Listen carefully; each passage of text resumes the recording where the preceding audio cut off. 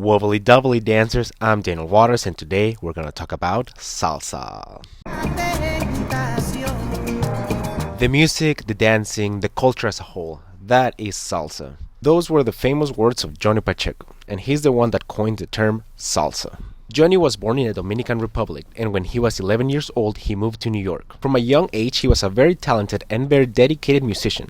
He also won a scholarship to study at Juilliard. Johnny had his own band after graduating. His first album sold over 100,000 copies, which is definitely a lot for the 1960s. In 1964, he founded Fania Records. Johnny, through Fania Records, was able to use the term salsa as a marketing strategy. It was a buzzword, something really cool, like, ooh, do you know about salsa? Ooh, what is salsa? Well, it's the music, it's the dancing, it's the culture. You gotta try it. Don't be a square.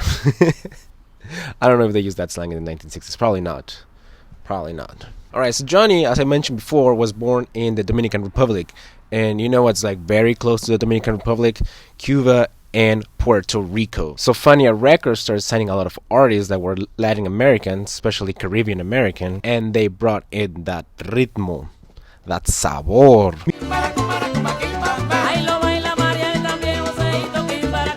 Musically, salsa is very similar to cha-cha, to merengue. It's very upbeat, and to this day is a very popular dance style. Something that I find very interesting about salsa is that the lyrics of salsa songs have a wide variety of themes and topics. There are your classic love songs, songs about being heartbroken.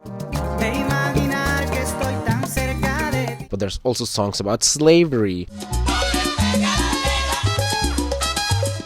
and being trans and the AIDS epidemic. Prostitution.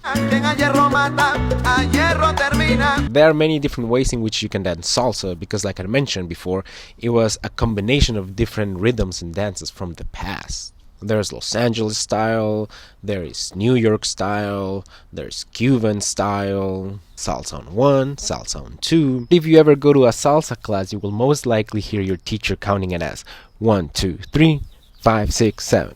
1, 2, 3, 5, 6, 7. Which in my years of teaching salsa, I feel like students get really confused. The 4 and the 8 are still there. There's still a 1, 2, 3, 4, 5, 6, 7, 8 structure to it. People struggle a little bit more with salsa because it's fast and the rhythm's a little bit more complex. What I always tell my students is just listen to the music first and don't be afraid of making mistakes, because salsa also has this improvisational quality. In a lot of songs, there's like little piano solos or like the instruments get to do weird stuff here and there, but that's okay. Just try to listen to the clave, you know, the little like, and that's gonna save you.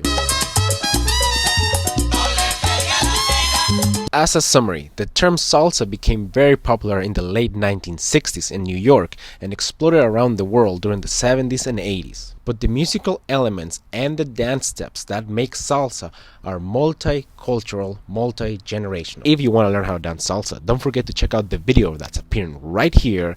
That's it for today. My name is Daniel Waters. As always, leave us a like, drop a comment, tell us what you want us to talk about in the next episode. I'll see you next week. Bye-bye. There are many different ways in which you can dance salsa because